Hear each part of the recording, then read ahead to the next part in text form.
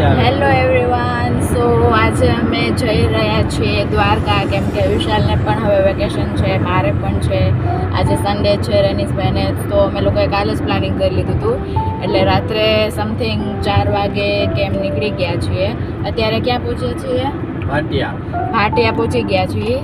I think approx 6:45-7 વાગે તો પહોંચી જશું દ્વારકા. 40 કિલોમીટર હજી થોડું 40 કિલોમીટર બાકી છે. So stay continue.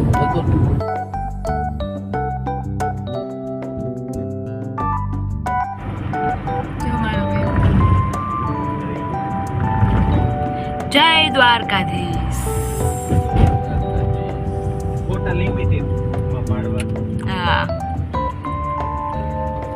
મેં તો ઊભા રહી. આ છે દ્વારકાનો મેઇન ગેટ. સો ગાઈઝ, અમે લોકો દ્વારકા આવી ગયા છીએ. પાર્કિંગમાં છીએ, ગાડી પાર્ક કરીએ છીએ. તો અંદર થોડા રેડી પણ થશું, ફ્રેશ થશું, કેમ કે સવારે તો એમને નીકળી ગયા હતા. એટલે અમે લોકો ફ્રેશ થઈને હવે જઈ રહ્યા છીએ દર્શન કરવા માટે.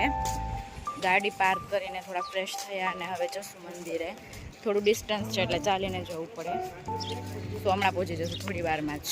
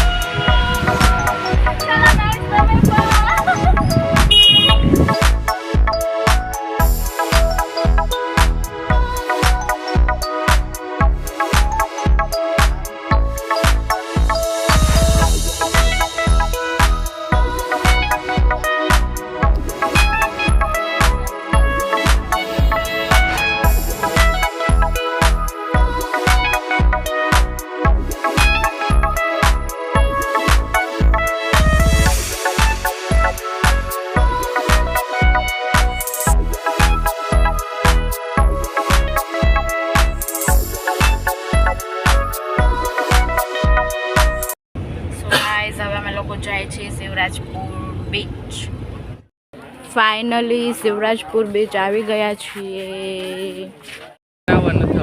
ફાઇનલી અમે શિવરાજપુર બીચ આવી ગયા છીએ અને આ છે બીચનો વ્યૂ. આજે સન્ડે છે, બધાને વેકેશન પડી ગયું છે, તો બહુ જ પબ્લિક છે આજે, એકદમ રશ છે. અમે પણ હવે જઈ રહ્યા છીએ પાણીમાં અમારા પગ બોળવા માટે. Hello my sunshine.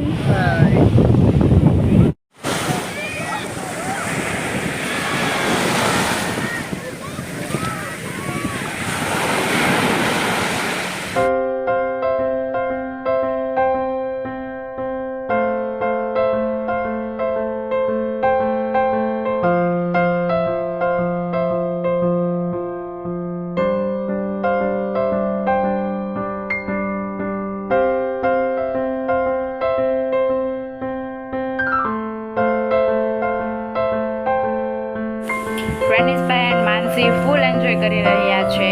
બંને એકબીજા સાથે વાતો કરે છે, એકબીજા હાથ પકડ્યો છે એન્ડ એકદમ રોમેન્ટિક મોમેન્ટ શેર કરી રહ્યા છે.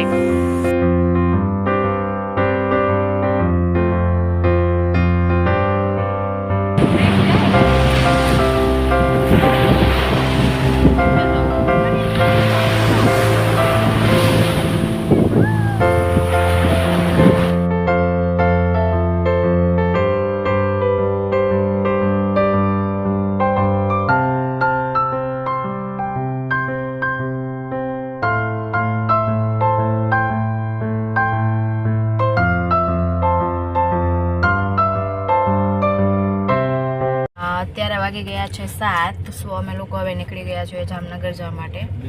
પછી બહાર જમીશું એટલે લેટ થઈ જશે. 1.5-2 કલાકનો તો જે રસ્તો છે એટલા માટે થોડા વહેલા નીકળી ગયા. અમે લોકો આવી ગયા છીએ મુરલીધર હોટલમાં જમવા માટે. ઓન ધ વે હતી, બહુ જ ભૂખ લાગી હતી, બહુ જ ટાઈટ ફીલ થતું. સો જમી લઈએ. 9 વાગી ગયા છે એટલા માટે.